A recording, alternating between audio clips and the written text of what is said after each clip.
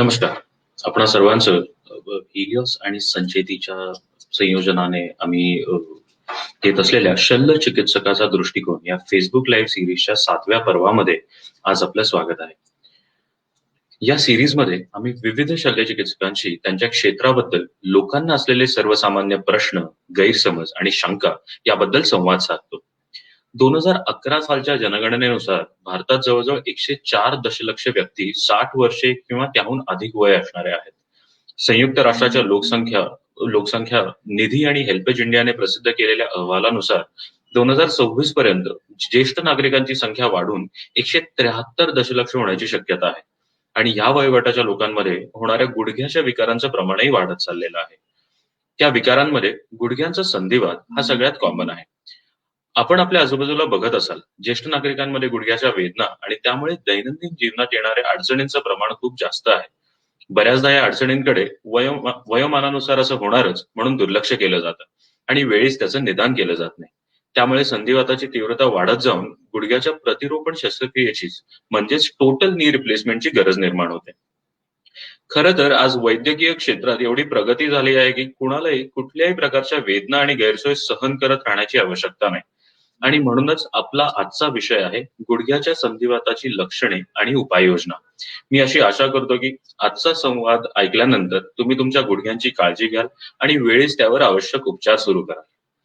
गुडघ्याच्या संधिवात या विषयावर बोलण्यासाठी आज आपल्याबरोबर आहेत डॉक्टर पराग संचेती. डॉक्टर पराग हे एक आंतरराष्ट्रीय स्तरावर नावाजलेले ऑर्थोपेडिक सर्जन आहेत. याच बरोबरीने ते गुडघ्याच्या ऑर्थोस्कोपिक आणि रिप्लेसमेंट सर्जरीचे विशेषज्ञ आहेत आणि संचेती इन्स्टिट्यूट ऑफ ऑर्थोपेडिक रिहॅबिलिटेशनचे अध्यक्ष व संचालक आहेत. गेल्या 3 दशकांपासून त्यांनी अथक परिश्रम आणि आपल्या रुग्णांना सर्वोत्कृष्ट वैद्यकीय सेवा देण्याच्या ध्येयातून आज संचेती हॉस्पिटल आणि पुण्याचे नाव ऑर्थोपेडिक रिहॅबिलिटेशनच्या क्षेत्रात जगाच्या नकाशावर नेऊन ठेवलं आहे. अ, तर आपण विलंब न करता डॉक्टर पराग संचेती यांना शल्यचिकित्सकाचा दृष्टिकोन या Facebook लाईव्ह सीरीजच्या 7व्या पर्वात त्यांचं आपण स्वागत करूया.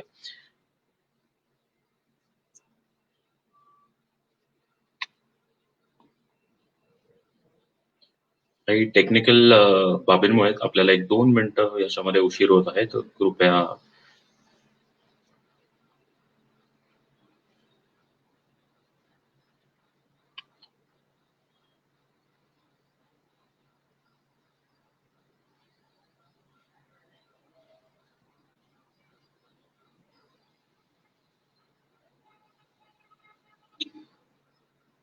मी प्रयत्न करतो आहे की त्यांना काय अडचण येत आहे. या उशिरासाठी क्षमा असावी.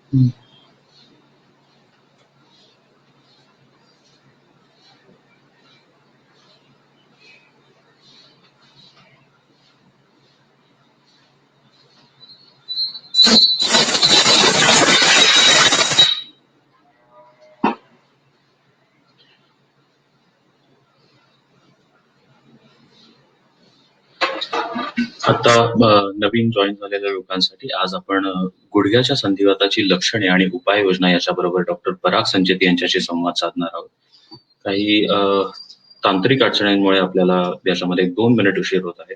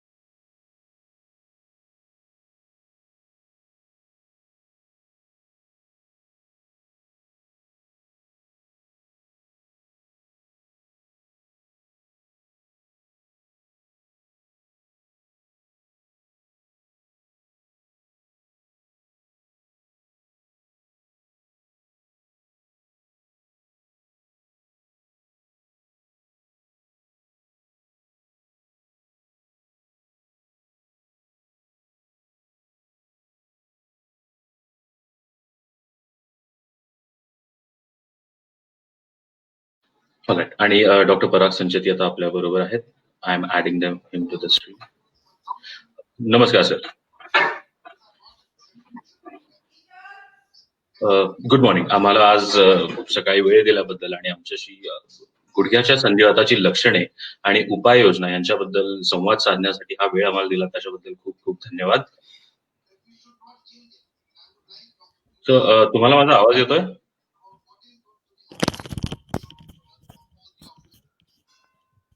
हॅलो. या can you here me? Yes, I can. माझा आवाज तुम्हाला येतोय व्यवस्थित ना? या ओके. सो आपण आजचा हा संवाद चालू करूया. सो माझा पहिला प्रश्न तुम्हाला हा आहे की या COVID-19 सिच्युएशनमुळे बऱ्याचशा लोकांचे ज्यांचे नी रिप्लेसमेंट किंवा त्यासारख्या नियोजित सर्जरीज पुढे ढकलाव्या लागल्या. तर अशा लोकांनी आता ज्यांना नियोजित गुडघ्याची रिप्लेसमेंट सर्जरी करता येत नाही, अशा लोकांनी या काळात काय करावं याच्यासाठी तुम्ही त्यांना काही मार्गदर्शन देऊ शकाल का? हो नक्कीच. पहिलं प्रथम धन्यवाद, आपण मला आज या कार्यक्रमात बोलवलं. Wish to thank you. तर जो तुमचा प्रश्न आहे की आता नी रिप्लेसमेंट सर्जरी ही एक इलेक्टिव्ह सर्जरी आहे, म्हणजे ही सर्जरी लगेच करायची आवश्यकता नसते. थोडं थांबून पण केली जाऊ शकते. त्या काळात रुग्णाला वेदना होऊ शकतात, जास्त प्रमाणात होऊ शकतात. तर त्याच्यासाठी काळजी घेणं म्हणजे एकतर त्यांनी नियमितपणे व्यायाम केले पाहिजेत. व्यायाम सकाळ संध्याकाळ 2 वेळा करायला पाहिजेत. त्याच्यामुळे वेदना कमी होऊ शकतात. आणि दुसरं म्हणजे मेडिसिन्स आहेत, त्याला काही पेन किलर मेडिसिन्स आहेत, मल्टीव्हिटॅमिन्स आहेत, हायलोरोनिक ऍसिड, ओरल सप्लिमेंट्स आहेत.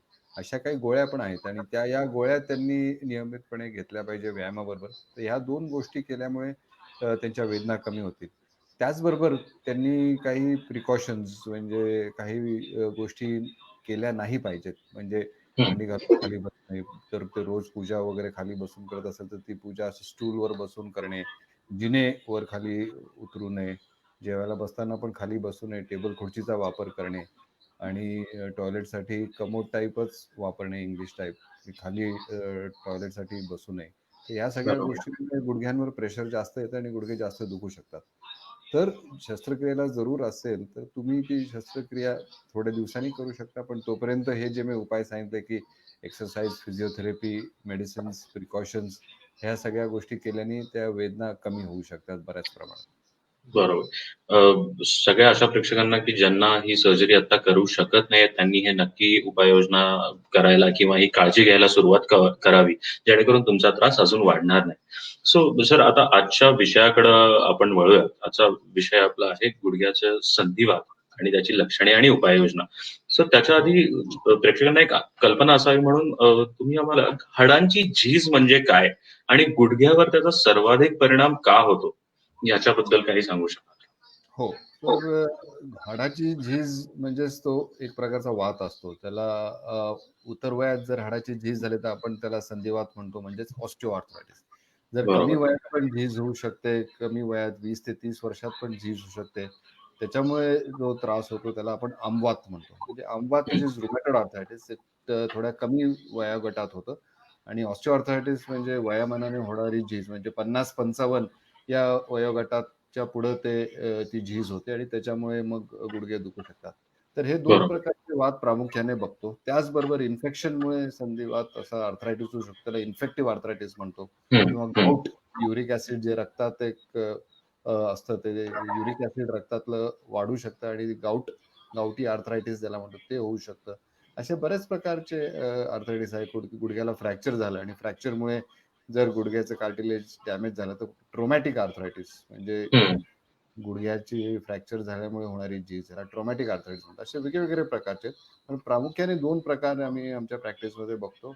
वयामानाने होणारी झीज म्हणजे ऑस्टिओआर्थरायटिस आणि कमी वयात होणारी झीज म्हणजे रुमॅटॉइड आर्थरायटिस, आमवात. बरोबर. बरोबर. ओके.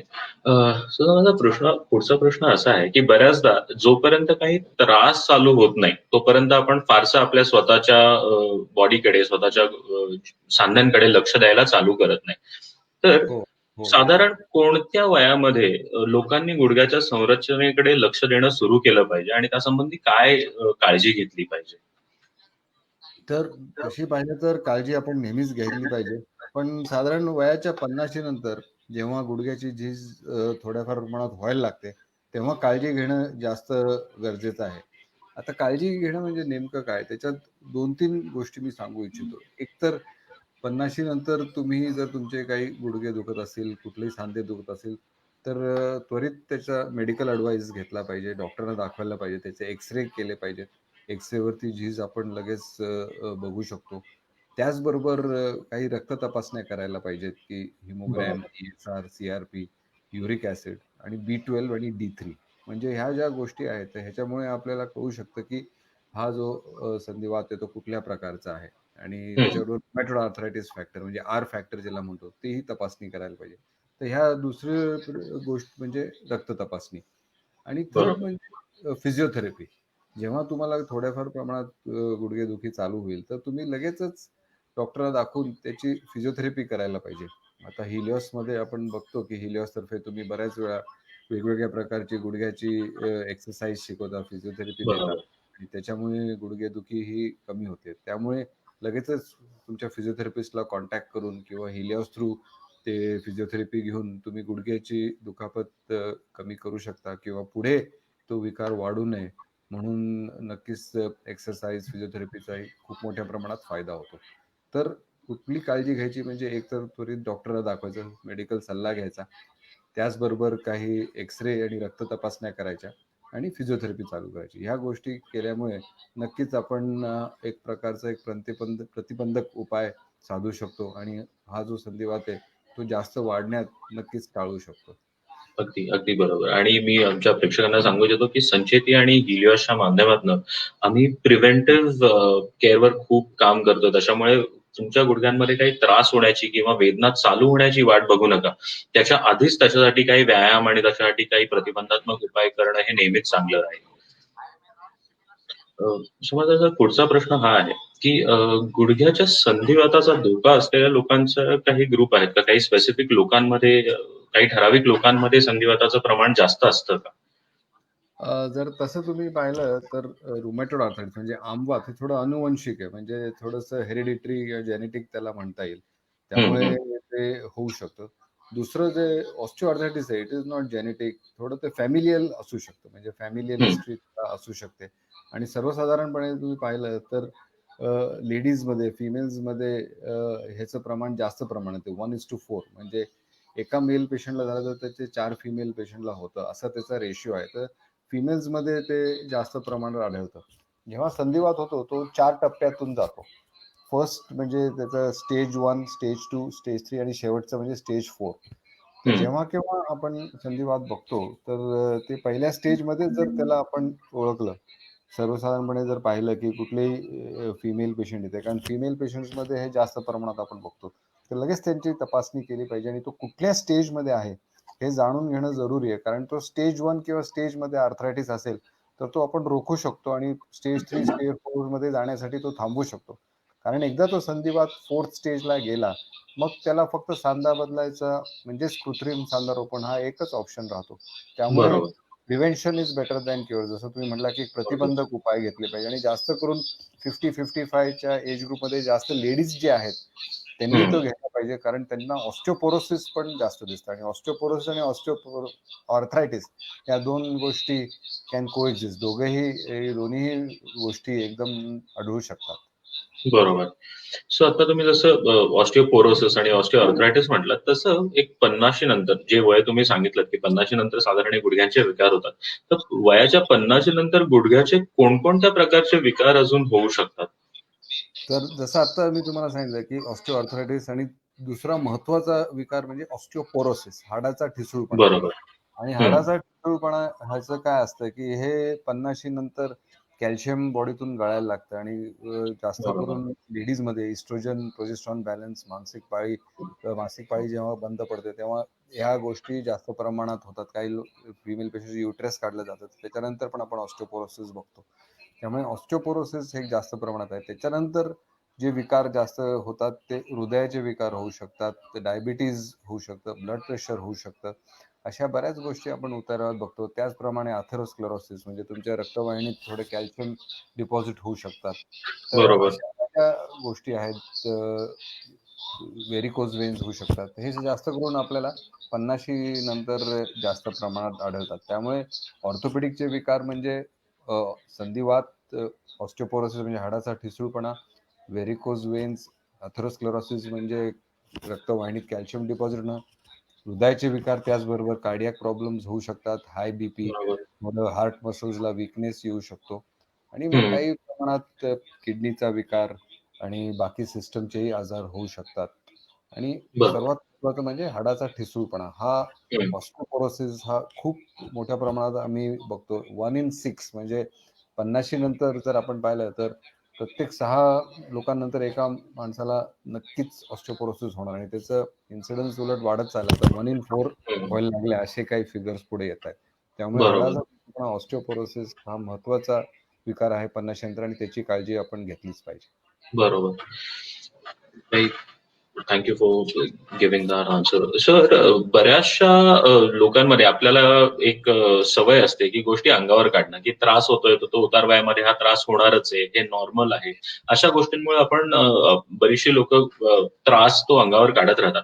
सो मला आपल्या प्रेक्षकांना हे सांगू शकाल का की आर्थरायटिसची किंवा संधिवाताची सुरुवातीची लक्षणं कोणती आहेत, त्याच्यामुळे ते ओळखू शकतील की आपल्याला हा त्रास आता सुरू झालेला आहे? हो, हो. खूपच चांगला प्रश्न विचारला सौरभ. संधिवाताची लक्षणं म्हणजे जर मी खास करून गुडघ्याच्या संधिवाताबद्दल आधी बोलतो, ऑस्टिओआर्थरायटिस. हम्म. की गुडघ्याची थोडी दुखापत व्हायला लागते. म्हणजे जर तुम्ही रोज फिरायला जात असाल, रोज 3 राउंड ग्राउंडचे मारत असाल, तर तुम्हाला 1 राउंड नंतरच गुडघा दुखायला लागतो. किंवा हम्म. तुम्ही दुसऱ्या मजल्यावर राहता आणि तुम्ही जिन्यानी रोज वर-खाली चढताय. पण आता तुम्हाला असं आढळतंय की जिने वर-खाली चढताना गुडघे दुखतायत. किंवा तुम्ही रोज मांडी घालून पूजा करताय, तर पूजा करून उठताना कधीच त्रास झाला नाही आजपर्यंत. पण पूजा करून उठताना जर गुडघेदुखी झाली, तर ह्याचा अर्थ की गुडघ्यात झीज व्हायला लागली आणि आपण असं ओळखायला पाहिजे की संधिवाताची सुरुवात होते. तर ह्या गोष्टी आहेत की चालणं कमी होणं, जिने चढताना उतरताना दुखणं, मांडी घालून खाली बसून उठताना दुखणं, टॉयलेटला हम्म. कधी-कधी आपण खाली बसतो, इंडियन टाइपचं टॉयलेट वापरतो, उठताना दुखणं. तर ह्या गोष्टी are the early signs of osteoarthritis आणि दोन्ही आणि ह्याच बरोबर तुम्ही पाहायला पाहिजे की गुडघा कुठल्या बाजूला दुखतो. गुडघ्याच्या 2 बाजू असतात. एक आतली बाजू म्हणजे मीडियल साइड आणि बाहेरची बाजू म्हणजे लॅटरल साइड. तर हम्म. बऱ्याच वेळा गुडघ्याच्या आतल्या बाजूला हे दुखणं चालू होतं. त्यामुळे जास्त करून 70% पेशंटमध्ये गुडघ्याच्या आतल्या बाजूला दुखतं. त्यामुळे गुडघे दुखताना तुम्ही बघायला पाहिजे की हा गुडघा आत दुखतोय का बाहेर आणि जर आत दुखत असेल तर नक्कीच तो ऑस्टिओआर्थरायटिस असू शकेल. तर ही बरोबर. अर्ली साइन म्हणजे ही पहिली लक्षणं ऑस्टिओआर्थरायटिसची आहेत. आणि त्याचबरोबर जर पहिली लक्षणं आम वाताची बघायची असेल, रुमॅटॉइड हम्म. आर्थरायटिस हम्म. म्हणजे तो सकाळी उठल्या-उठल्या सांधा दुखतो, की बरेच हाताचे सांधे, पायाचे सांधे आणि ह्याच्यात गुडघ्यापेक्षा बोटं म्हणजे हाताचे सांधे जे आहेत, स्मॉल जॉइंट्स त्यांचं दुखणं सकाळ-सकाळी जास्त येतं आणि त्याला बरोबर. मॉर्निंग स्टिफनेस आपण म्हणतो. हम्म. आणि हम्म. ऑस्टिओआर्थरायटिसमध्ये काम केल्यावर संध्याकाळी गुडघा जास्त दुखतो. ओके. रुमॅटॉइडमध्ये सकाळच्या वेळेस सांधे दुखतात. छोटे सांधे म्हणजे हाताचे सांधे, घोट्याचे सांधे जास्त दुखतात आणि ह्याच्यात वॅक्सिंग आणि वेनिंग होतं. म्हणजे कधी-कधी गुडघेदुखी होतच नाही. कधी-कधी सांधे हाताचे दुखतच नाहीत, घोटे पण हम्म. दुखत नाहीत आणि कधी-कधी खूप दुखतात. म्हणजे त्याला वॅक्सिंग आणि वेनिंग आम्ही म्हणतो, की कधी-कधी जास्त प्रमाणात ॲक्टिव्ह असतं, कधी-कधी प्रमाणात पॅसिव्ह असतं आणि दुखत नाही. ही दुसरं जर बरोबर. अशा गोष्टी होत असतील तर आपण ते लक्षात ठेवायला पाहिजे आणि हवामानाचा बदल होतो. जर कधी हम्म. जास्त थंडी असेल, पाऊस आला, पंखा लावला, तर मग हे जे सांधे असतात ते दुखायला लागतात.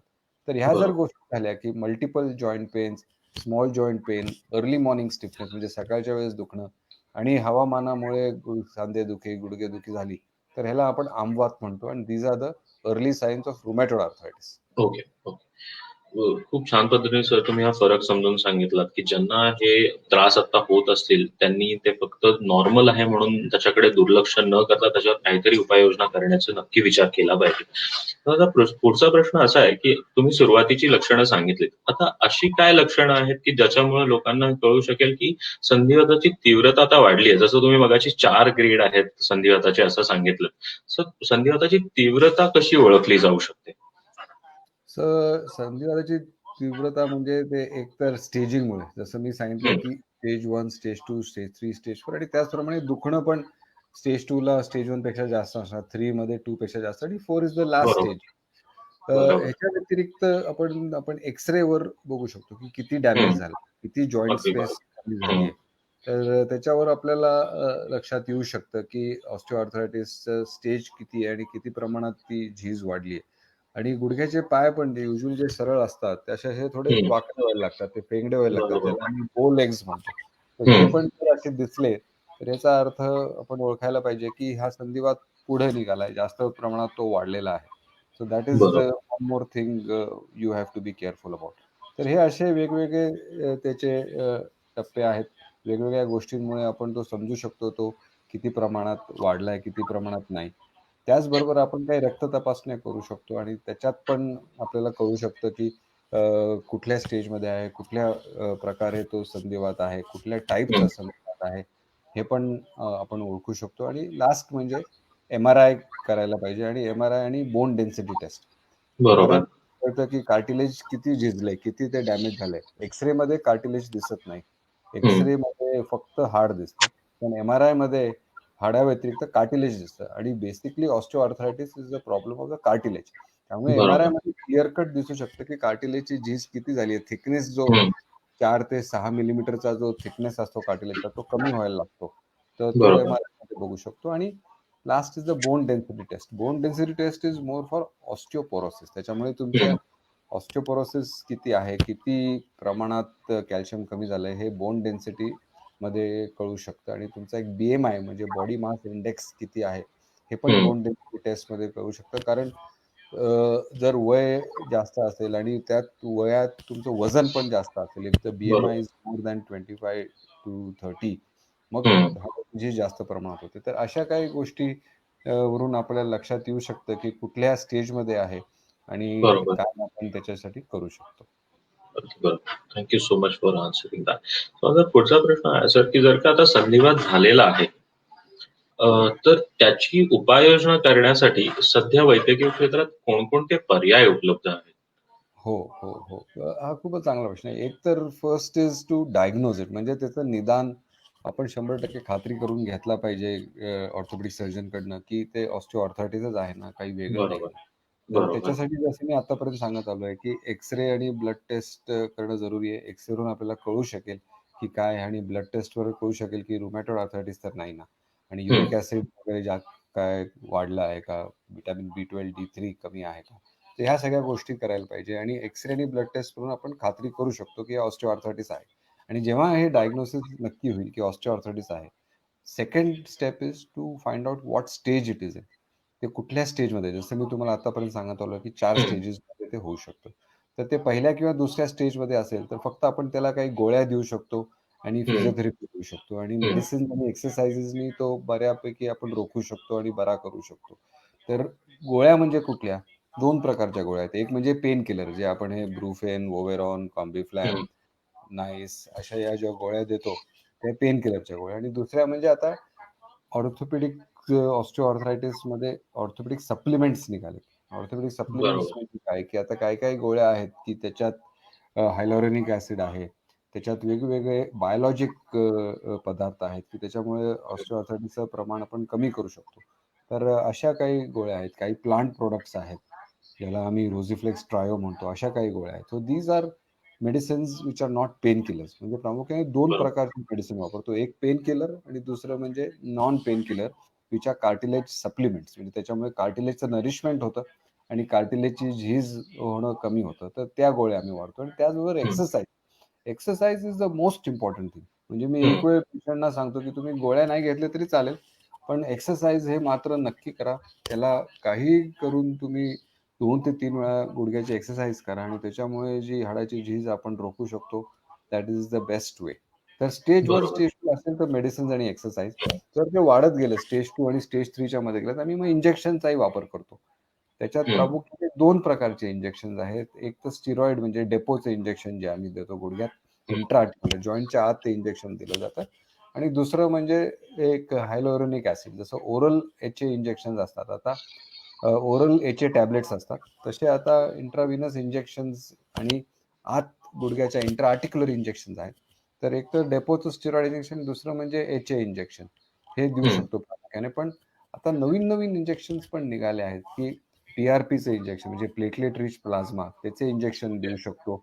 BMAC म्हणजे ते एक बोन मॅरो ॲस्पिरेटचं इंजेक्शन देऊ शकतो आणि हम्म. स्टेम सेल इंजेक्शन हे वेगवेगळे आहेत. पण प्रामुख्याने माझ्या प्रॅक्टिसमध्ये मी 2च प्रकारचे इंजेक्शन वापरतो, डेपो आणि HA इंजेक्शन, की जे गुडघ्यात जे ऑइल आटलं जातं म्हणतात, गुडघ्यात ऑइल सोडायचं इंजेक्शन म्हणजेच HA इंजेक्शन, हायलोरॉनिक ऍसिड इंजेक्शन. हे इंट्राआर्टिक्युलर म्हणजे गुडघ्याच्यात आम्ही देतो. हे स्टेज 3 पर्यंत चालतं. स्टेज 3 मधून स्टेज 4 मध्ये जेव्हा केस जाते, मग आपल्याला थोडा शस्त्रक्रियेचा विचार करायला लागतो. त्याच्यात वेगवेगळ्या प्रकारच्या शस्त्रक्रिया. अर्ली शस्त्रक्रिया म्हणजे हाय टिबियल ऑस्टिओटॉमी, म्हणजे गुडघ्याचा जो बाक आला असतो, तो बाक आपण अँगल बदलून तो बाक सरळ करू शकतो. तर त्याला हाय टिबियल ऑस्टिओटॉमी म्हणजे बोन कट करायचं. हाय टिबियल ऑस्टिओटॉमी, ऑस्टिओ म्हणजे बोन, टॉमी म्हणजे कटिंग, म्हणजे बोन कट करून पाय सरळ करायचा. That is called as osteotomy. तर ते एक ऑपरेशन करू शकतो. दुसरं ऑपरेशन म्हणजे अर्धा गुडघा बदलायचा, half knee replacement, which is called as unicondylar knee replacement. म्हणजे हाडाची झीज मी जसं मग सांगितलं की आतल्या बाजूला जास्त होतो, तर तो हाफ गुडघा चेंज करायचा, युनिकॉन्डेलर नी रिप्लेसमेंट. आणि लास्ट म्हणजे टोटल नी रिप्लेसमेंट, अख्खाच सांधा बदलायचा.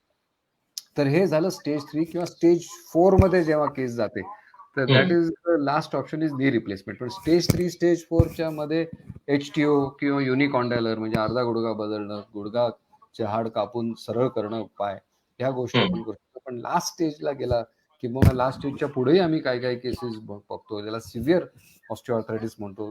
मग तेव्हा नी रिप्लेसमेंट म्हणजे कृत्रिम सांधा रोपण हा एकच उपाय आपल्या समोर राहतो. बरोबर. तुम्ही खूप छान पद्धतीने सर्व ऑप्शन्स, नॉर्मली लोकांना ही भावना असते की गुडघ्याच्या सर्जरीसाठी जर का गुडघ्याच्या दुखण्यासाठी किंवा वेदनेसाठी म्हणून सर्जनकडे गेलं तर टोटल नी रिप्लेसमेंट ही एकमेव उपचार पद्धती उपलब्ध आहे. पण आता जसं सरांनी सांगितलं त्याच्या अलीकडे स्टेज 3 पर्यंत भरपूर वेगवेगळ्या व्यायाम, इंजेक्शन्स, काही मेडिकेशन अशा भरपूर उपचार पद्धती उपलब्ध आहेत.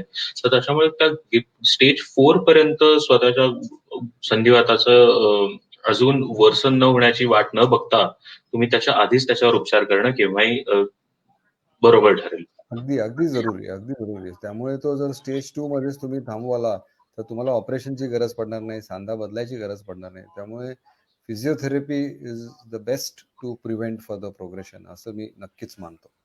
Very true sir. आणि आपण गुडघ्याच्या टोटल नी रिप्लेसमेंट बद्दल बोलत असताना जर का आपण इंडस नी बद्दल बोललो नाही तर ते चुकीचं ठरेल. त्याच्यामुळे मला तुम्हाला असं विचारायचं आहे की डॉक्टर के.एच. संचेतींच्या संशोधनातनं जो इंडस नी तयार झाला त्याच्याबद्दल प्रेक्षकांना थोडी तुम्ही माहिती देऊ शकाल का? Actually we are very proud about that fact. So मला तुम्ही प्रेक्षकांना याच्याबद्दल थोडं सांगावं असं वाटतं. तर जेव्हा आम्ही कृत्रिम सांधा रोपण करतो म्हणजे टोटली रिप्लेसमेंट, त्याच्यात एक आर्टिफिशियल जॉईंट गुडघ्याच्या आत इन्सर्ट करतो. म्हणजे मांडीचा हाडाचा खालचा भाग काढतो, पायाच्या हाडाचा म्हणजे नडगीच्या हाडाच्या टिबियाचा वरचा भाग काढतो आणि टिबिया आणि वाटी म्हणजे नी कॅप ज्या पट्याला म्हणतो त्याचा आतला भाग काढतो आणि मग त्याला एक कृत्रिम सांधा टायटेनियम आणि स्टील अलॉयचा फिक्स करतो. तर हा जो एक सांधा असतो, जो आर्टिफिशियल जॉईंट असतो, तो वेगवेगळ्या कंपनीजचा मिळतो. तर बरेच वर्ष आपल्या भारतीय कुठलीही कंपनी तो बनवत नव्हती आणि त्यामुळे आपल्याला इम्पोर्टेड सांधे हे वापरायला लागायचे. म्हणजे Johnson Johnson company, Zimmer company, Stryker, Smith and Nephew. पण जेव्हा इंडस आमच्या वडिलांनीच म्हणजेच पद्मविभूषण डॉक्टर के.एच. संचेतींनी जेव्हा इंडस इंट्रोड्यूस केला आणि इंडस मॅन्युफॅक्चर केला, तर त्याचा फार फायदा, खूप फायदा आपल्या भारतीय रुग्णांना झाला. हा फायदा कसा झाला तर 2 गोष्टी. एक तर त्याची किंमत जवळजवळ 1/3 कमी होती. म्हणजे जो इम्पोर्टेड सांधा होता त्याच्यापेक्षा 1/3 त्याची किंमत कमी होती. त्यामुळे अफोर्डेबिलिटी हा जो प्रश्न असायचा लोकांना, आता लोकांना तो अफोर्ड व्हायला लागला. आणि सेकंड म्हणजे तो एक भारतीय माणसाचा जो गुडघा असतो, त्याची मॉर्फॉलॉजी असते, त्याला जाणून तो इंडसनी के.एच. सरांनी बनवलेला आहे आणि त्यामुळे त्याचं फिटिंग जे आहे ते खूप चांगल्या प्रमाणात बसतं आणि त्याची जी मुवमेंट आहे ती खूप जास्त येऊ शकते. आणि जनरली आम्ही सांगतो की सांधे बदलल्यावर मांडी घालता येत नाही, मांडी घालून बसू नये. पण इंडसचं एक वैशिष्ट्य म्हणजे सांधा बदलल्यावर तो रुग्ण मांडी घालून बसू शकतो आणि त्याला मुवमेंट जवळजवळ पूर्णही फ्लेक्शन पूर्ण येऊ शकतं त्याला गुडघ्याचं. बरोबर. That is the advantage of Indus नी, which was designed by my father, Dr. K.H. Sancheti, who was also awarded Padma Vibhushan for the same. And we all are very proud of the fact that की त्यांनी पुण्यामध्ये Sancheti hospital सारखी एक संस्था चालू करायचा निर्णय घेतला आणि त्याच्यामुळे सगळ्यांना खूप मोठा फायदा गेले अनेक वर्ष होत आहे. तर आता मला तुम्हाला थोडे जे गेल्या काही वर्षात गुडघ्याच्या प्रतिरोपण शस्त्रक्रियांमध्ये तंत्रज्ञानामध्ये जे काही नवीन प्रगती झालेली आहे, ज्याच्यामुळं जी पेशंटच्या रिकव्हरीवर त्याचा काय इम्पॅक्ट झाला आहे, याच्याबद्दल तुम्हाला विचारायचं आहे. कारण की आधी काय व्हायचं, बऱ्याचशा लोकांच्या मनामध्ये मिसकन्सेप्शन असतं, की गुडघ्याची शस्त्रक्रिया केल्यानंतर मला चालता येणार नाही, मला फार जिने चढता येणार नाहीत, मला खाली बसता येणार नाही. तर ह्या तंत्रज्ञानाच्या प्रगतीमुळं रिकव्हरीवर त्याचा काही परिणाम परिणाम झाला आहे का? हो, हो. तर हा खूपच चांगला प्रश्न आहे. जसं तुम्ही म्हणला, की लोकांच्या मनात एक नेहमी भीती असायची. मी हं, सांधा बदलल्यावर काय होईल? आता तर मी थोडीफार चालतेय, दुखतंय, पण चालणं तर होतंय. थोडंफार मला दुखणं सहन करायची क्षमता आहे. पण मी ऑपरेशन केलं तर काय होईल? अजून खराब होईल का? म्हणजे ही भीती नेहमी कुठलाही रुग्ण आला, की आमच्यासमोर व्यक्त करायचा. पण आता त्याचं प्रमाण कमी झालंय. कारण रुग्णांना आता एक आत्मविश्वास आलाय, की ही शस्त्रक्रिया चांगल्या प्रमाणे होऊ शकते. त्याचा आउटकम म्हणजे त्याचा जो रिझल्ट आहे, तो चांगला येऊ शकतो. त्यांचं दुखणं पूर्णपणे जाऊ शकतं आणि ते पूर्णपणे पूर्व त्यांचं जे जीवन होतं म्हणजे जे आधी पूर्ववत वेदनामुक्त ते होऊ शकतात. आणि ह्याची वेगवेगळी कारणं आहेत, की एक वेगवेगळे प्रकारचे त्याच्यात डिझाईन्स निघालेत. जसं मी सांगितलं इंडस्ट्री आहे, पण आता नवीन-नवीन जॉइंट्स आहेत, अनसिमेंटेड जॉइंट्स आहेत. तर त्याचं मटेरियल आता इम्प्रूव्ह झालंय, त्याची लाईफ वाढलेली आहे. ही एक गोष्ट. सेकंड म्हणजे जे एक ऑपरेशनचं जे एक आमची मेथड आहे, टेक्नॉलॉजी आहे, स्किल आहे, ते वाढलेलं आहे आणि त्याचे सिमेंटिंगचं जे एक प्रकार असतो, सिमेंटिंगची जी हं. पद्धत असते, इम्प्लांटेशनची एक पद्धत असते, स्टेरिलायझेशन ऑफ इक्विपमेंटची पद्धत असते, ते खूप, खूप, खूप सुधारली आहे आणि त्याच्यामुळे इन्फेक्शन रेट फारच कमी झालेला आहे आणि त्याच्यामुळे बरोबर. सक्सेस रेट वाढला आहे. That is number 2. नंबर 3 आता joint replacement is a surgery of accuracy म्हणजे तो ॲक्युरेट तो जॉइंट बरोबर त्या हाडावर बसला गेला पाहिजे आणि त्याच्यासाठी आम्ही आता कॉम्प्युटर असिस्टेड सर्जरी करतो, त्याला हं. रोबोटिक सर्जरी करतो, ओआर्म असिस्टेड सर्जरी करतो आणि ह्याचा एडवांटेज असा आहे, की कॉम्प्युटरद्वारे केलेल्या सर्जरीमुळे तो सांधा त्या ठिकाणी अचूक बसतो आणि अचूक बरोबर. बसल्यामुळे त्याचं मूव्हमेंट चांगली येते, रिझल्ट चांगला येतो. तर ह्या सगळ्या गोष्टींमुळे नक्कीच मी म्हणेन, की टोटली रिप्लेसमेंट म्हणजेच कृत्रिम सांधारोपण याचे रिझल्ट खूप जास्त तर चांगले आहेत. लोकांना कॉन्फिडन्स आला आहे आणि लोकं आता स्वतःहून पुढे येऊन ही शस्त्रक्रिया करून घेतात आणि त्यांना त्याचा खूप चांगला रिझल्ट मिळतो आणि ह्याच्यामुळे जी एक इम्प्रूव्ड क्वालिटी ऑफ लाईफ मिळते ना, तो त्याचा आनंद खूप आहे त्यांना. कारण ह्याच्या आधी ते बेडरिडन असतात. घराच्या बाहेर जास्त जाऊ शकत नाही. कुठं बाहेर शॉपिंगला जायचंय, मार्केटिंगला जायचं जाऊ शकत नाही. लग्न कार्य आहे, सोशल बरोबर. फंक्शन्स आहेत, त्याला जाऊ शकत नाही कारण गुडघा दुखतोय. पण आता ह्याच्यामुळे सडनली त्यांची मोबिलिटी वाढली. ते बाहेर शॉपिंग, मार्केटिंगला जातात, सोशल फंक्शनला जातात आणि खूप क्वालिटी ऑफ लाईफमध्ये फरक आहे and they are having a excellent quality of life असं मी म्हणेन. अगदी बरोबर. बिकॉज ऑफ अगदी दिस न्यू बरोबर. Changes and advances in techniques of joint replacement surgery. अगदी बरोबर आणि क्वालिटी ऑफ लाईफ हा उतार वयामध्ये खूप महत्त्वाचा मुद्दा बनतो. कारण की पूर्ण आयुष्यभर तुम्ही कष्ट केलेले असतात, ताकी उतार वयात तुम्हाला आरामात तुमचं आयुष्य जगता यावं आणि या गुड गुडघ्याच्या काही क्वालिटी वेदना. गुड हां, quality of please. Life and independent quality of life. म्हणजे तुम्ही अगदी बरोबर. स्वतः स्वावलंबी जीवन जगू शकता. बऱ्याच वेळा काय होतं, की उतारवयात मग तुम्हाला तुमच्या मुलांवर, नातवांवर डिपेंड राहायला लागतं. पण ही शस्त्रक्रिया एकदा झाली, की वेदनामुक्त तुम्ही झाला, की तुम्ही स्वावलंबीही होता. म्हणजे good quality of life with independence हे 2 मोठ्या गोष्टी आहेत. अगदी बरोबर, अगदी बरोबर. आमच्या सर्व प्रेक्षकांसाठी आता आम्ही संवादाच्या अगदी शेवटच्या टप्प्यात आलेलो आहोत. तर जर का तुम्हाला काही प्रश्न असतील जे तुम्हाला डॉक्टर पराग संचेत यांना विचारायचे असतील, तर ते आपल्या लाईव्ह व्हिडिओच्या कमेंट्समध्ये तुम्ही विचारू शकता आणि त्यातले काही रेलेव्हंट प्रश्न मी सरांना विचारेन. तर पुढचा प्रश्न माझा हा आहे, की प्रिहॅबिलिटेशन आणि रिहॅबिलिटेशन पहिलं तर ह्याच्याबद्दल खूप अवेअरनेस आपल्या लोकांमध्ये नाहीये. तर हे काय आहे हे सांगाल आणि त्याचं गुडघ्याच्या प्रतिरोपण शस्त्रक्रियेत त्याचं कसं महत्त्व आहे? हो. तर सर्वप्रथम तुम्हाला प्रीहॅब आणि रिहॅब म्हणजे प्रीहॅबिलिटेशन आणि रिहॅबिलिटेशनचा फरक सांगतो.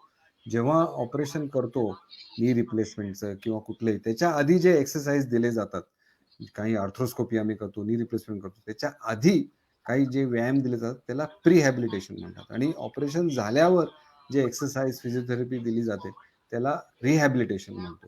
प्री म्हणजे ऑपरेशनच्या आधी आणि री म्हणजे ऑपरेशनच्या नंतरचं प्रीहॅबिलिटेशन. तर प्रीहॅबिलिटेशनचं महत्त्व आता खूप जास्त प्रमाणात आहे. कारण ऑपरेशनच्या आधी जर पेशंटला कळलं, की काय-काय त्याच्या मूव्हमेंट्स ऑपरेशन तर करायला लागतील, तर तो मेंटली एक तयार राहतो. तसंच त्यांचे स्नायू जर थोडे वीक असतील, तर ऑपरेशनमुळे ते बळकट फिजिओथेरपीमुळे ते बळकट होतात आणि क्वाड्रिसेप्स हॅमस्ट्रिंग मसल्स स्ट्रॉंग होतात आणि ऑपरेशन नंतर त्यांची रिकव्हरी जास्त फास्ट होते. कधी कधी गुडघा स्टिफ असतो, गुडघा पूर्ण वाकत नाही आणि जर तो गुडघा बरोबर. वाकत नसेल तर प्रीहॅबनी तो वाकायला लागतो. सांधा लवचिक होतो, मसल्स मोबिलाइज होतात, इझी होतात. जे स्टिफ असतात, स्पॅझम मध्ये असतात ते मोकळे होतात आणि त्याच्यामुळे मुवमेंट आली की ऑपरेशनलाही आम्हाला सोपं जातं. तर हे झालं बरोबर. प्री बद्दल. It definitely improves and makes the surgery easy for us and improves the result. Surgery झाल्यावर जो व्यायाम दिला जातो, फिजिओथेरपी दिली जाते, तो आम्ही त्याला रिहॅबिलिटेशन म्हणतो आणि रिहॅबिलिटेशन ऑल्सो इक्वली इम्पॉर्टंट.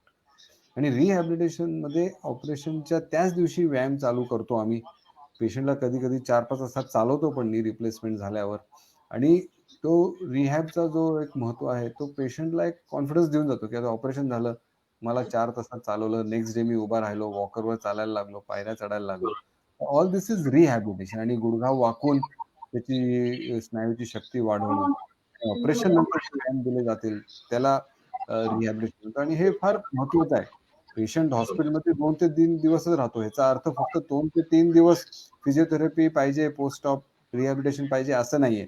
घरी गेल्यावर पण फिजिओथेरपी केली पाहिजे. आणि त्याच्यासाठी हिलिओसचा आम्हाला खूप फायदा होतो, की आम्ही आता होम फिजिओथेरपी सगळ्यांना देतो. पेशंट आजकाल बरोबर. कोरोना लवकर घरी जाऊ इच्छितो. 2 दिवसातच ऑपरेशन नंतर आम्ही त्याला घरी सोडतो आणि मग घरी हिलिओसद्वारे त्याला फिजिओथेरपी, रिहॅबिलिटेशन दिले जातं. त्याच्यामुळे त्याची रिकव्हरी लवकर होते आणि तो लवकरच पूर्णपणे स्वावलंबी होऊन त्याचं पूर्वरत जीवन जगायला लागतो. So that is the importance of rehabilitation. अगदी बरोबर सर आणि थँक्यू सो मच एवढ्या छान डिटेलमध्ये तुम्ही हे एक्सप्लेन केलं आणि हिलिओसच्या थ्रू आम्ही सर्व संचेतीच्या पेशंट्सना त्यांच्या सर्जरी नंतर लवकरात लवकर त्यांच्या नॉर्मल रुटीनकडे परत आणण्यासाठी आम्ही फिजिओथेरपीद्वारे मदत करतो प्रत्येक वेळेला आणि हिलिओसचं त्याचे मी खूप अजून चांगले एक पाहिलंय की हिलिओसचं अजून एक फायदा काय होतो की जेव्हा फिजिओथेरपिस्ट घरी जातो रिहॅबसाठी, तेव्हा त्याला त्याच्या घरचे काय सर्कमस्टान्सेस तेही कळतात. हॉस्पिटलमध्ये डॉक्टरांना आम्हाला माहित नसतं आता त्याचा पलंग किती उंच आहे, किती पायऱ्या आहेत, डायनिंग टेबल किती रूम पेक्षा लांब आहे किंवा कमोडची हाईट काय आहे, किती पायऱ्यांना त्याला उतरून जायला लागतं, चढायला लागतं. त्यामुळे रिहॅबिलिटेशनचा हा एक महत्वाचा भाग घरी जास्त कळतो आणि त्यामुळे आय एम सो हॅपी की आता हिलिओसनी जो होम रिहॅब प्रोग्राम चालू केलाय त्याच्यामुळे हे पण कळू शकतं आणि पेशंटलाही तो दाखवू शकतो की माझा असा असा सोफा आहे, एवढा उंच आहे, बेड असा आहे, कमोड असा आहे, एवढ्या पायऱ्या आहेत, मी रोज माझं हे रुटीन आहे. तर ते जास्त प्रमाणात घरीच फिजिओथेरपी दिल्याने त्याचा फायदा होतो. हे आता मला खूप हिलिओसच्या होम प्रोग्राममुळे लक्षात आलेलं आहे. अगदी अगदी बरोबर सर कारण की रिहॅबिलिटेशनचा सर्व प्रेक्षकांसाठी सुद्धा मी सांगू इच्छितो की होम मॉडिफिकेशन किंवा घरात काय बदल केल्यामुळे पेशंटसाठी जास्त सुखकर होईल, जास्त कन्व्हिनियंट होईल याचा खूप मोठा इम्पॅक्ट त्याच्यावर पडतो. त्याच्यामुळे होम मॉडिफिकेशन ही फिजिओथेरपीचे खूप इम्पॉर्टंट बाब आहे. येस. सो मी आता सर काही प्रश्न घेतोय जे आपल्या प्रेक्षकांकडनं हो हो कमेंट्स. हो. अजून एक 5-1 मिनिट आपण चालू ठेवू कार्यक्रम. मला नंतर एक पुढचाही कार्यक्रम हो आहे. सांगा. तुम्ही मला जोपर्यंत वेळ आहे तोपर्यंत सांगा मी पटकन एक 2-3 प्रश्न आपण घेऊ. हो हो हो. सो हे आमच्या हिलिओसवरनं आपण काही लोकांना स्टोरीमध्ये प्रश्न विचारले होते. त्यांनी कालपासून तुमच्यासाठी प्रश्न पाठवलेले आहेत ते मी आता पहिले विचारतो की post TKR if the patient has been active in any form of recreational sports then when it is advised to return to sports. हो, खूप चांगला प्रश्न आहे आणि बरेच लोक हा प्रश्न मला विचारतात. तर आता कुठल्या प्रकारचा स्पोर्ट तुम्ही आधी खेळत होता आणि तो खेळायचा आहे तुम्हाला? तर माझं एक सर्वसाधारण मत आहे की हाय कॉन्टॅक्ट स्पोर्ट्स ज्याला आपण म्हणतो की म्हणजे sports like football, basketball, rugby हे शक्यतो तुम्ही नी रिप्लेसमेंट नंतर खेळू नये. तर बरोबर. कुठले स्पोर्ट्स खेळू शकता? तुम्ही टेनिस खेळू शकता. त्यातल्या त्यात डबल बॅडमिंटन खेळू शकता. टेबल टेनिस खेळू शकता. हे जे स्पोर्ट्स आहेत की which are easy on the knee, which are not going to be very damaging on the knee, हे तुम्ही खेळू शकता. आणि त्याचं साधारण एक 3 महिने ते मॅक्झिमम 6 महिन्यांनी you can return back to sports. तर मी सर्वसाधारणपणे सांधा बदलल्यावर 3 महिने हा कालावधी सांगतोच. आणि काही पेशंट्सना कधी जास्त वेळ लागतो, उलट जास्त वेळ लागलेला बरा. 6 महिनेही लागू शकतात maximum. So in between 3 months minimum to maximum 6 months is the period जेव्हा रुग्ण परत रिक्रिएशनल स्पोर्ट्स खेळू शकतो. मला असं नेहमी वाटतं की त्यांनी कॉम्पिटिटिव्ह स्पोर्ट्स खेळू नये, रिक्रिएशनल खेळावं, जस्ट फॉर एंटरटेनमेंट, एन्जॉयमेंट आणि just as a form of exercise. Competitive sports खेळायला लागले की तो मग गुडघा परत डॅमेज होऊ शकतो. त्यामुळे शक्यतो कॉन्टॅक्ट स्पोर्ट्स अवॉइड करा. Play sports which are not hard on the नी, आणि शक्यतो डबल्स पॉसिबल असेल बॅडमिंटन टेनिस तर डबल्स पण खेळा, आणि ते 3 ते 6 महिन्यांनी. अगदी बरोबर सर. Thank you so much. तर आता पुढचा प्रश्न जो आपल्याला आलेला आहे की स्टेरॉइड इंजेक्शन किंवा HA इंजेक्शन अशा लोकांमध्ये ज्यांना थायरॉइड किंवा हायपरटेन्शनची हिस्ट्री आहे, अशा लोकांमध्ये घेणं कितपत सेफ आहे? तर स्टिरॉइड इंजेक्शन आपण हे देतो ते इंट्रा आर्टिक्युलर देतो. त्यामुळे जेव्हा हं, ओरल स्टिरॉइड देतो म्हणजे तोंडावाते स्टिरॉइड देतो किंवा इंजेक्शन मधून इंट्राव्हिनस देतो, तर त्याचे साईड इफेक्ट्स असतात. पण इंट्रा आर्टिक्युलर म्हणजे सांध्याच्या आत डायरेक्ट इंजेक्शन दिल्याने त्याचे साईड इफेक्ट्स काहीच नसतात. त्यामुळे लोकांना हायपरटेन्शन असेल, थायरॉइड असेल तर तुम्ही सहजपणे अतिशय न घाबरता ते इंजेक्शन घेऊ शकता. फक्त एकच कॉशन आहे की ज्यांना डायबिटीज आहे, हं, डायबिटीज मध्ये शक्यतो हे इंजेक्शन स्टिरॉइड्स आम्ही देत नाही, कारण आम्ही पाहिलंय की ब्लड शुगर लेवल्स ह्या इंजेक्शन तर वाढू शकतात. तर हं. इंजेक्शन द्यायच्या आधी ब्लड शुगर मेजर करा. ती 80 टू 120 असेल तर मग आम्ही ते इंजेक्शन देतो. पण समजा 150, 160, 200 च्या पुढं ब्लड शुगर असेल तर मग हे स्टिरॉइड इंजेक्शन देणं योग्य नाही. Control the sugar, get it below 120 आणि मगच ते द्या. असे हे प्रिकॉशन्स, आणि सर्वसाधारणपणे it is a safe injection. Except in diabetics you have to be sure की ती शुगर नॉर्मल रेंजमध्ये आहे, आणि मग डायबिटिक्समध्येही तुम्ही देऊ शकता. Thank you so much for answering that sir. आपण 1-2 प्रश्न अजून घेऊया तुम्हाला वेळ असेल तर. हो, हो. 2 प्रश्न आपण घेऊ. चालेल. राजेश नागरे यांचा हा प्रश्न आहे. कृत्रिम गुडघ्याची लाईफ किती असते? मला वाटतं हा खूप कॉमनली विचारला जाणारा प्रश्न आहे. खूप लोकांच्या मनात हा प्रश्न असतो. हो, हो. तर कृत्रिम सांधारोपण झाल्यावर सर्वसाधारणपणे 20 वर्ष ते 25 वर्ष त्याची लाईफ असते. आणि त्या वेळात तुम्ही जास्त काळजी घेतली, काय एक्सरसाइजेस, फिजिओथेरपी केले, आणि काही जे हानिकारक गोष्टी आहेत म्हणजे मांडी घालून खाली बसणं किंवा काही हाय इम्पॅक्ट स्पोर्ट्स खेळणं, कॉन्टॅक्ट स्पोर्ट्स खेळणं ते अव्हॉइड केलं, तर कधी-कधी 25 वर्ष पण त्याची लाईफ असू शकते. मी लोकांना एक बरोबर. एक्झाम्पल नेहमी देतो, की जसे गाडीचे टायर असतात. जे गाडीचे टायर सर्वसाधारणपणे 40-45 किलोमीटर 40,000 45,000 किलोमीटर पर्यंत ते टायर चालतात आणि नंतर टायर बदलायला लागतात. पण जर तुम्ही गाडी चांगली चालवली, चांगल्या रस्त्यांवर चालवली, रफ टेरेनमध्ये नाही गेला, घाटात कुठं रफ रोडवर, हिल्सवर वगैरे नाही गेला, तर ती अजूनही 40,000 किलोमीटरच्या ऐवजी 50,000 झाली. पण जर तुम्ही रफ रोड्सवर गेला, शेतात कुठं जिथं रोड्स चांगले नाही आहेत, खड्डे आहेत, स्पीड ब्रेकर्स आहेत, फास्ट गाडी चालवली, तर 40,000च्या ऐवजी 30,000 किलोमीटर नंतर पण तुम्हाला टायर बदलायला लागतील. So it depends on how you use the joint. पण सर्वसाधारणपणे 20 वर्ष ते 22 वर्ष ही कृत्रिम सांधी रोपण त्याची लाईफ आहे. Thank you so much for answering our. शेवटचा प्रश्न हा आमच्याकडे पर्सनल मेसेजमध्ये आला होता. मिसेस पाटील यांचा हा प्रश्न आहे, की माझे दोन्ही गुडघे खराब झाल्याचे मला डॉक्टरांनी सांगितले आहे. दोन्ही गुडघे एकत्र बदलणे आवश्यक आहे का? हो, खूपच चांगला प्रश्न आहे. आणि सर्वसाधारणपणे आम्ही दोन्ही गुडघे एकत्र बदलू शकतो. पण हं, त्याच्यासाठी काही प्री रिक्विजिट्स आहेत. म्हणजे patient has to be medically fit, कारण त्याला ॲनेस्थेशिया द्यायला लागतो, आणि ॲनेस्थेशिया नंतर सर्जिकल टाईम 2 ऑपरेशनच्या वेळेस वाढतो, आणि त्याच्यामुळे काही धोका हा होऊ शकतो. तर तो धोका कुणामध्ये जास्त होऊ शकतो? ज्यांना काही कार्डियाक इश्यूज आहेत, त्यांचं जे इजेक्शन सिस्टोलिक फॅक्टर आम्ही म्हणतो, ते 40 पेक्षाही कमी आहे. लोकांना काही हं, प्रिव्हियस हार्ट अटॅकची हिस्ट्री आहे, अँजिओप्लास्टी झालेलं आहे, किंवा काही लोकांना लंग्समध्ये प्रॉब्लेम आहे, काही अस्थमा आहे, चेस्ट इश्यूज आहेत, निमोनिया झाला आहे, असे काही कॉम्प्लिकेशन्स आहेत. काही लोकांना किडनीचा त्रास असतो, काही लोकांना रिनल फेल्युर असतो, एंड स्टेज किडनी डिसीज असते, लोकांना एकच किडनी असते. तर असे जर काही मेडिकल इश्यूज असतील, काही कोमॉर्बिडिटीज असतील, तर आम्ही मग एका वेळेस एक ऑपरेशन करतो. पण जर बरोबर. कोमॉर्बिडिटीज नसतील, म्हणजे ब्लड प्रेशर आहे पण कंट्रोलमध्ये आहे, शुगर आहे पण कंट्रोलमध्ये आहे, जास्त काही कार्डियाक हिस्ट्री नाहीये, किडनी व्यवस्थित आहे, लिव्हर व्यवस्थित आहे, बाकी मेजर इश्यूज काही नाही आहेत, तर मग आम्ही दोन्ही गुडघे एकदम पण बदलतो. आणि त्याच्यासाठी एक महत्त्वाचं एज लिमिट पण आम्ही ठेवलंय.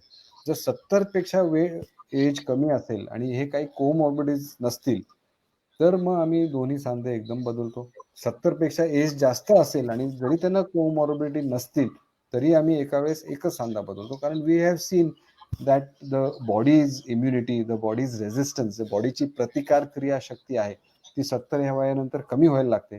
त्यामुळे 70 या वयानंतर वयोगटानंतर एकच सांधा बदलला तर जास्त सेफ असं मी माझ्या रुग्णांना सांगतो. आणि 70च्या आधी जर तुम्हाला काही मेडिकल कॉम्प्लिकेशन नसतील तर 70 वयाच्या आधी दोन्ही सांधे आम्ही बदलू शकतो. Thank you so much sir. मी आता अजून तुमचा वेळ घेत नाही. तुम्ही जी खूप छान पद्धतीने माहिती दिली, खूप सारे जे लोकांच्या मनामध्ये शंका होत्या किंवा मिसकन्सेप्शन होते गुडघा बदलण्याच्या शस्त्रक्रियेबद्दल किंवा गुडघ्याच्या संधिवाताबद्दल, हे तुम्ही खूप छान पद्धतीने सगळं काही एक्सप्लेन केलं आहे. आणि हा जो वेळ तुम्ही आम्हाला आणि आमच्या प्रेक्षकांना दिलाय त्याच्याबद्दल खूप खूप धन्यवाद. थँक्यू. आणि तुमचे अजूनही सौरभ काही प्रश्न असतील किंवा हा. हिलियसचे काही प्रश्न असतील तर ते प्लीज तुम्ही घ्या, मला पाठवा. आपण त्यांना त्यांच्या ईमेलद्वारे किंवा SMS द्वारे त्याचं उत्तर देऊ. मला माहिती आहे की प्रश्न बरेच आले आहेत, पण आज थोडेसे काही अजून कार्यक्रम असल्यामुळे मला थोडंसं आज लवकर तुमची रजा घ्यायची परवानगी पाहिजे. आणि खूप चांगला कार्यक्रम झाला. सौरभ, तुम्हाला तुमच्या टीमला माझ्या शुभेच्छा. हिलियसच्या थँक्यू. अख्ख्या टीमला, रुपल मॅडमनाही माझ्या शुभेच्छा. ते खूप छान काम करतायत. हा प्रोग्राममुळे बऱ्याच लोकांना फायदा होत आहे असं मी मानतो. आणि हा प्रोग्राम ते बऱ्याच लोकांपर्यंत तुम्ही नेत आहात. हिलियॉसतर्फे रुपल मॅडम चांगलं काम करतायत. I want to wish all your whole team of Helios all the best. त्याचबरोबर संचेती टीमलाही धन्यवाद. राहुल चौबे आहे, त्यांची पूर्ण टीम आहे, त्यांना मी धन्यवाद देऊ इच्छितो. And Helios, you are doing a wonderful job, specially in this pandemic time where people are scared to come out of the home. तुम्ही घरी जाताय, फिजिओथेरपी देताय, फिजिओथेरपी बरोबर त्यांना त्यांचा आत्मविश्वास वाढवताय, त्यांना काय करायला पाहिजे, काय नाही, इम्युनिटी कशी वाढवायची, काय काय अजून या कोरोनाचे प्रिकॉशन्स घ्यायचे हे तुम्ही सांगताय. ही खूप एक मोठी गोष्ट आहे. आणि this is some great social work you are doing at Helios. Keep the good work going, Saurabh. And my congratulations to you and your entire team and your back office team at Helios. Thank you. Thank you so much sir. This means a lot. आणि तुम्ही परत एकदा वेळ दिल्याबद्दल खूप धन्यवाद. खूप छान आजचा हा संवाद झाला. खूप लोकांना याचा नक्की फायदा होणार आहे. आणि जसं सरांनी सांगितलं, तुमचे जर काही प्रश्न असतील तर तुम्ही अजूनही कमेंट्समध्ये ते टाकू शकता. आम्ही त्यांना पर्सनली नक्की उत्तरं देऊ. नक्की नक्की SMS किंवा ईमेलद्वारे देऊ. जरूर पडली तर फोन पण करू. Be sure all the queries will be answered, but I am in a slight hurry. Thank you very much. Bye bye. Thank you so much. Thank you all for joining.